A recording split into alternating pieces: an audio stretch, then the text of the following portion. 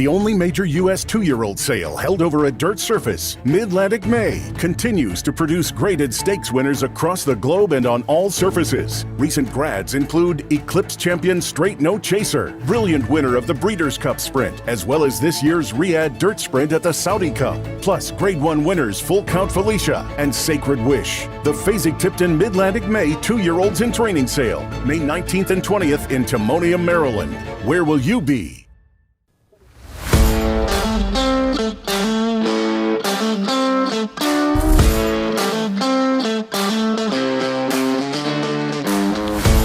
Welcome, ladies and gentlemen, to the Horse Races Now podcast. Kenny, it looks like you're at a stable. Are you in Kentucky, or where are you at today? I'm in between barn 24 and 25 at Keeneland. Nice.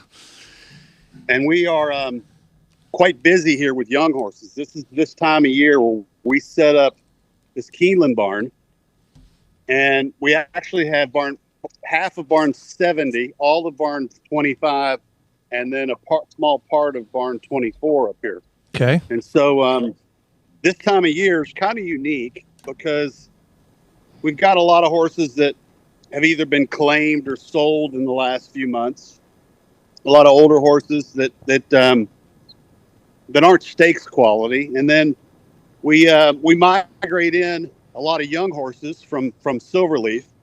And for those that have seen the Silverleaf videos, a lot of the young horses that are here now are have come from the Silverleaf operation, and then now they're going to the big stage per se. And Keeneland this time of year is a really good ground to be able to get young horses ready. And you've got two tracks. You've got the main track and you've got the training track. And we bounce between the two. And today you're actually looking at, I'm going to flip my camera around. Okay. Let's see here.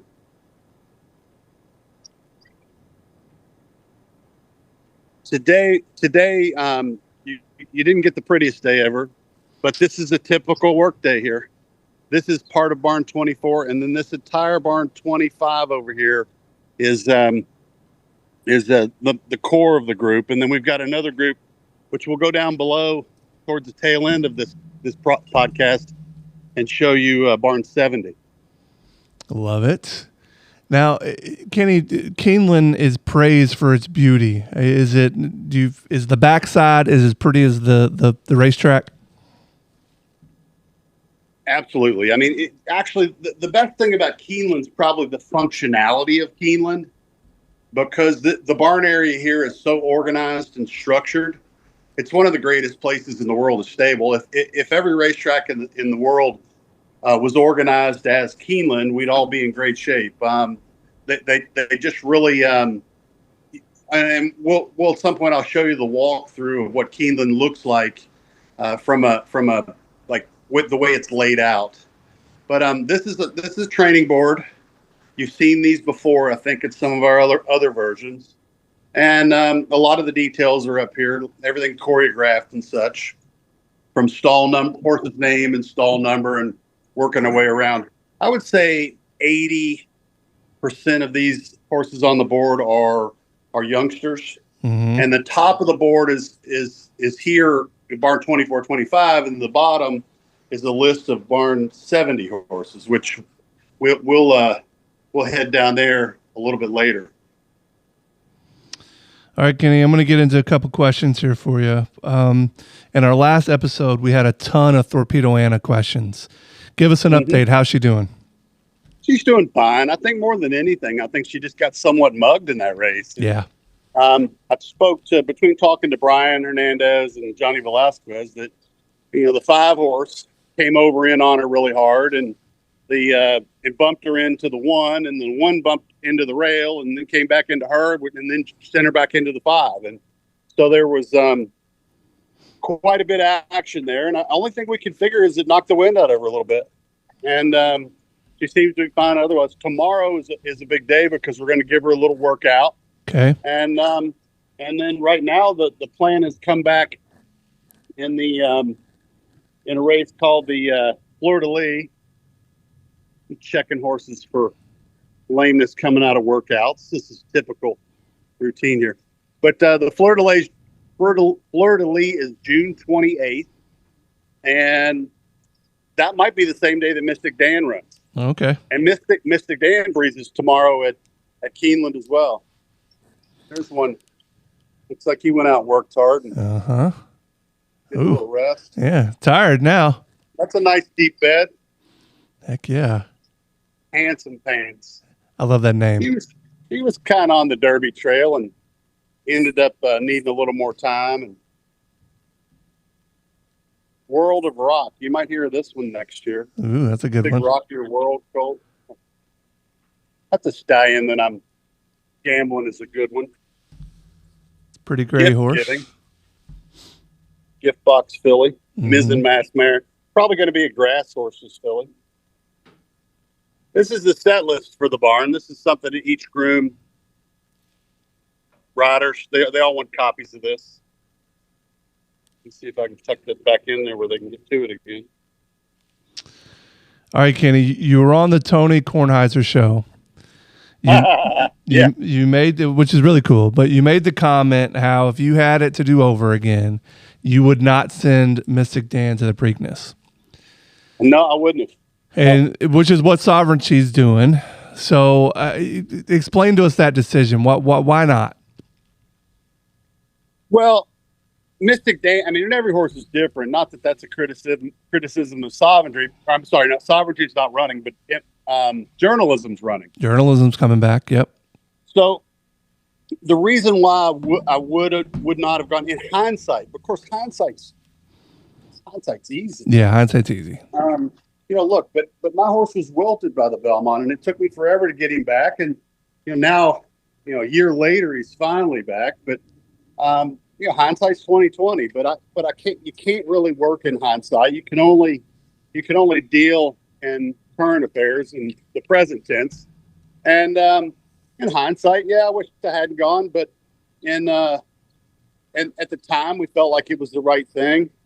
And every horse is different. Actually, I've come back in 2 weeks twice.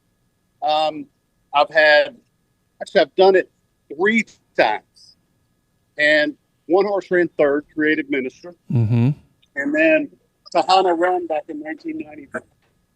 He didn't run well at all coming back in 2 weeks. And then Mystic Dan came, he ran second coming back in 2 weeks.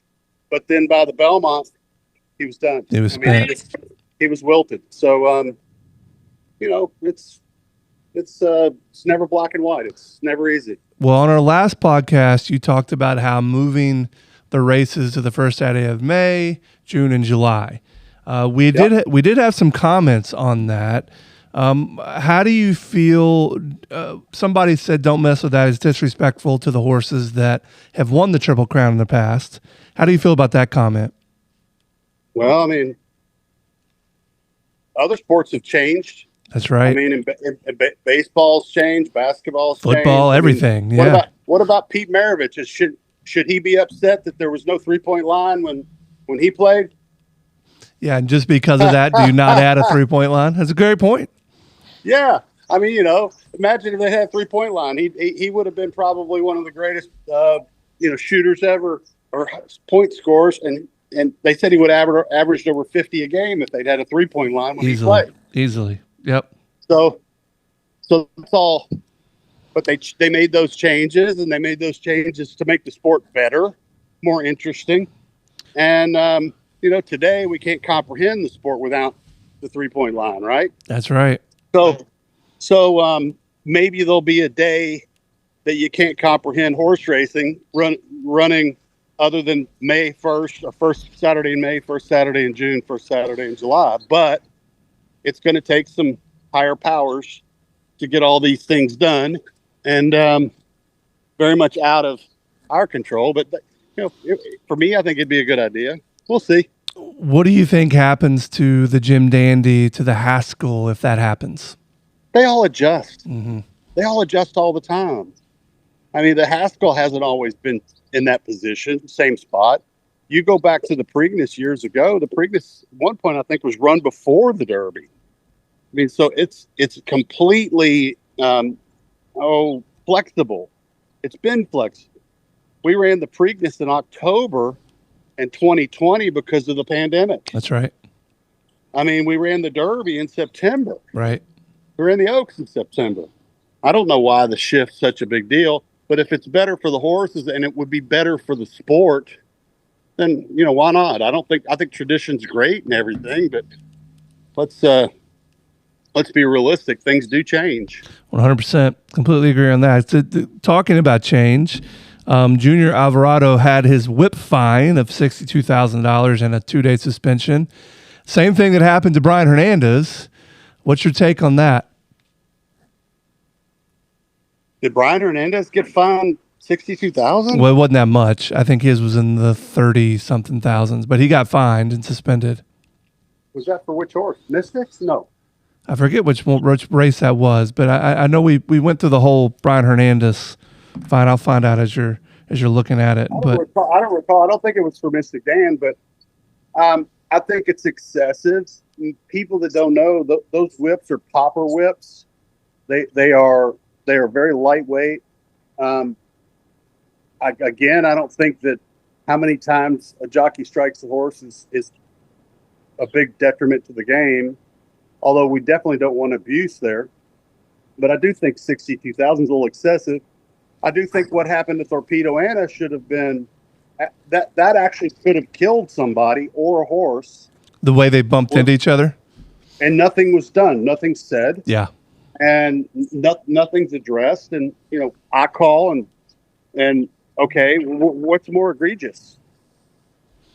Yeah, I don't make the rules, but we try to play by them. But what's more egregious? Cutting a horse off and running it into the rail, or hitting them 2 extra times? So Brian was fined for the Travers on Torpedo Anna for using excessive whip. He used it one too many times apparently. Yeah, well, that might have been expensive. 30,000. I'm not exactly sure. Actually, I'm seeing some different numbers here. I thought I remembered 30,000. I'm actually seeing to where it was 1,200 maybe for him, but 62,000 is quite a bit for Alvarado. I do think. I wonder if they did it as a percentage of the purse. It sounds like it was a percentage of what they won. Yeah. Interesting. All right, Kenny, well, talk to me about the Preakness. You had the Derby nailed. What do you think is going to happen this weekend? I'm guilty. I haven't studied it. I'm not planning on taking anything to Baltimore for this particular weekend. And, off the top of my head, if journalism will run back to his Derby race, I mean, he obviously fit. But you need to look at him and, I'm going to have to sit down and handicap it a little bit. Like I said, I haven't done that. Right now, I haven't even looked at entries because I'm not participating. So got it. It's not something that I would feel good about getting too. I'm not going to get too cocky about what happened Derby because Preakness I haven't looked at. Understood. I would have to say journalism is going to be tough to beat if he's still informed because that's a tough horse. Well, and like the headline was no surprise that journalism is the favorite. So it's probably his race to win. Now, Kenny, we did this a little bit last podcast, but we had some listeners ask for this. Can you give us a little bit of rundown on some of the 2-year-olds that you're currently working with? Well, maybe saw a couple just then. A bunch of them are coming together. We've got a nice group that's coming together. We got settled into New York with Jimmy Jerkins has got a dozen horses in New York already. We're getting him all set up and moving forward. And more than half of those are 2-year-olds. Off the top of my head, one's named Grand Slam Sam. Nice horse. I've got a colt named Sleeping on Freedom that's going to run at Churchill here in a couple of weeks. A lot of our young horses are going to be unveiled the first weekend of June. And some of them at Saratoga, some of them at Churchill. So we're kind of easing into the 2-year-old season now. We haven't made a 2-year-old start yet, and that's kind of typical for me. I used to run them earlier than I do now, and we take a lot more time now. But that time of year's right on top of us. Do you have a pretty good gauge on how these horses are going to run before you put them out there? Or this first time out, is it just kind of a crapshoot? Well, I could give you a few different examples. Years back, I had a horse named Tahana Run who never worked faster than 50 seconds for a half mile, but he never ever got outworked either. And he was a horse that we went into spring thinking, he's okay. Well, he wins first time out. And of course, for those that remember the horse, goes on and runs second in the Kentucky Derby the next year. Yep. So, but his work times weren't wicked fast. Other examples were Take Charge Lady, who broke her maiden at going 4.5 as the 2-year-old filly, and subsequently ended up multiple Grade 1 winner and never lost to Keeneland. So there's another example. But what we're doing right now, and everybody say hello to Kevin Gladowski, my assistant here at Keeneland. He's over here hitting all the details. Love it. Jogging up iron sharpens iron. Instant impact. Sorry. And we're here like beating a little bit of rain. The storms have been all over us all day. Yeah. But anyway, what these horses are doing here is keeping them into what I'd call 3/8 and half-mile routines, so that they're used to the regular routine of working every 6 to 7 days. And then at the end of that 6th or 7th, you check them, make sure that they're good, and then you bring them back the next week and you extend the distances.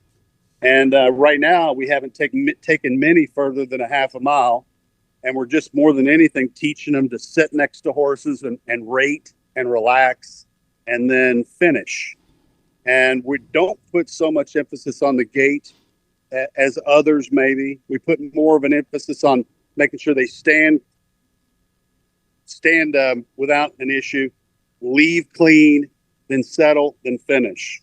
I don't want to overdo the starting gait. Sometimes mentally horses get a little bit wound up, and I think they can go wrong. I like to rate horses and teach them to finish and go longer. So the process here is a little bit different than others. Some trainers are really good at getting horses to leave the latch like rocket ships. Mm-hmm. We know how to do it. We can do it. But I think in the long run, a horse at some point in time needs to learn how to sit behind others and finish with energy. And that's really what all we're doing right now. Today we had to cancel. I think we canceled 4 or 5 different breezes because the track got wet and we had big storms come through. We had lightning all morning. So we've had to really adjust. Welcome to Barn 70. Barn 70. So what happens in Barn 70, Kenny? So this is what we call the bottom barn or Rice Road barn here in Lexington. And previously I was up on the hill at Keeneland. Mm-hmm. The barns 24, 25 are only utilized until August 1st. So here, let me do a quick intro. This is the ageless wonder, Danny Ramsey. Oh, yeah. He's back in the States. Yeah. He's been in Saudi Arabia and Dubai. Sheik Ramsey, we could call him. That's right. And then Kevin Godowski's my assistant here at Keeneland. He's been doing a great job here running the show here. And check this out. So there's a training board, but this is a live stream of all the tracks or all angles of the racetrack. Cool. Isn't that pretty cool? Yeah. And we're able to eyeball what's going on out there from here. And then, of course, similar training board, but this one's flipped from the one we looked at up top. This is barn 70. There's 20 down in here, and then the young horses that are up top are barn 24, 25. So I'm gonna flip my camera over again here, and we will walk down the shed once again. This is typical office. We keep this place year round. Okay. One of my favorite stars. This was Harlan's Holiday. He's the sire of Into Mischief, was leading sire in the world, some would say. But Harlan's Holiday was a heck of a horse. This was his Florida Derby victory. I was slim and trim. I'm in there somewhere. Yeah. Skinny Kenny used to train that. Skinny Kenny. I like it. basic room, saddles and bridles kept in order. But really good team here. I mean, just really, really pleased with them. This is Not This Time filly. She's coming ready. Filly got a little sore heel right there. They're going to stoke that a little bit. It's easy enough. Yeah. Hey, we're switching Rich Vito, moving stalls. There's the champion Indiana bred filly Under the Palms. That's a pretty horse. She ran hard all winter at Oaklawn, and then has come. Hey, girl, she's a stakes winner. Has come first in the Indiana bred stakes program, and we're kind of sitting on her until later in the summer. Okay. This is a filly I think you'll hear about. She's walking around here right now named Go-To Girl. She's a Knicks Go filly. Restless Renegade and In the Mischief Colt. He's yet to train. We had really, really odd day because of the weather and the lightning. So we were kind of stuck on what we were able to do around here. Look to the cross. He won an auction maiden race as a 2-year-old last year, and probably going to be a grass horse a little bit later in the season. He's coming off a little distal bone bruising. Some of you may know this mare. This is Corningstone. Oh yeah. Corningstone's made $700,000 or $800,000, and you see her head. She hit her head on the top of the door here. She has got a pretty good knot on there. Oh no. I don't know if you can see that, but this mare runs so hard every time. She's won multiple stake races in different locations. She's won at Oaklawn. She's won at Prairie Meadows. She's won at Indiana. Enticing Beauty. This filly's run a couple of times and had what we call a curbed hock. This is the McKenzie filly that we think a lot of. Field Song. She looks fantastic. Huh? Oh, Look at yeah. the color there. Shiny, as you would talk about, the shiny coat. Dappling out. Unmerited favor. This is a filly that had what we call a tibia. Hey, girl. Come on. There you go. This is a filly to get excited about right here.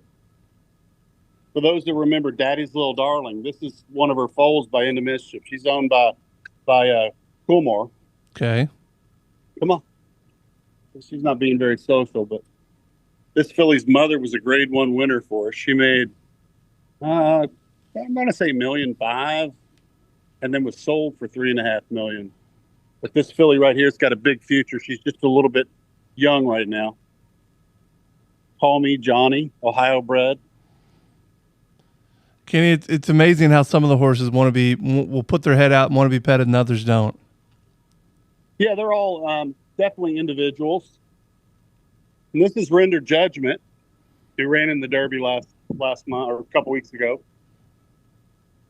We're still watching his feet, but he's likely going to go off to New York on Monday. But he's had some patchwork on the quarter cracks, but that's been ongoing with him since January. So we brought him here. Blacksmith in New York is going to work on it. Just got to keep an eye on those things. Sure. Yeah, they're tricky. Kenny, it seems like you have so many horses to train. Do you have room in your stable, or are you guys kind of full? Well, with our recent success, it's definitely stretched my limits. But that's why I got to surround myself with good people. And I am. I could go on. Greg Geyer at Churchill, Alan Shell at the farm in Lexington here, Jimmy Jerkins, who we just brought on in New York, Dominic Brennan in Florida, Kevin Gladowski, who you've met a couple times this morning, is here. I mean, I think the key is surrounding myself with people as smart as me or smarter than me. So that's the only way you can do it. Yep. I'm pretty good about wrapping my head. I know where everybody's at and what they're doing and all those details. with the young horses. It's still a challenge getting to know all the young horses and really being able to take one look and knowing who I've got there, because they're coming in. It's probably no different than a teacher who has new students, and the new students are coming in and they're having to learn all their names and which one's a quick learner and which one's a slow learner. And makes sense. Russell's Renegade. This is the colt we just had out and they were cleaning his stall. Gotcha. Yeah, we didn't get the prettiest day around here today. Yeah, it's thunderstorms all around today. Yeah, we've had lightning all morning. All right, Kenny, last question, most important question. Did we get the smell off of Sonny? Yes. Sonny's in good order, finally. Any tip there? Any trick? No. Just keep giving him a bath. A million baths. I'm not gonna tell you and there's any quick fix for that. Yeah. He hopefully learned his lesson. Is Sonny with you today, or where is Sonny back home? No, Sonny's at home. He's probably sitting in the window barking at somebody. Mm-hmm. Yeah. He didn't get to ride out today. Well, anything else, Kenny? I don't think so. Hope everybody enjoys the Preakness. I hope this particular episode wasn't too boring for everybody. All we did was just walk around a little bit. I've been on the move a bit, but this next week I will be at the farm in Ocala. Got more young horses we're going to check on down there, and then I'll cycle back to Kentucky, and then I've got to go on to Saratoga for Belmont Week. We're going to be sending a truckload to Saratoga probably Monday or Tuesday this week, and start migrating north, and the journey continues. It's north in the summer and south in the winter, and then Keeneland and Churchill spring and fall, and then we've got sales coming up in July. That's right. It's ongoing, the whole thing, and we're just trying to put one foot in front of the other on a daily basis. So, Kenny, can we get you to commit to handicapping the Belmont since we didn't get around to the Preakness? I will. I promise you. All right. If you send me PPs, I'll definitely do it. I didn't have the access to the PPs on the Preakness yet for some reason, but no worries. Okay. All right, Kenny. Thank you. Good luck. Enjoy Keeneland. All right. Thanks. All right. See you at the races. See you at the races.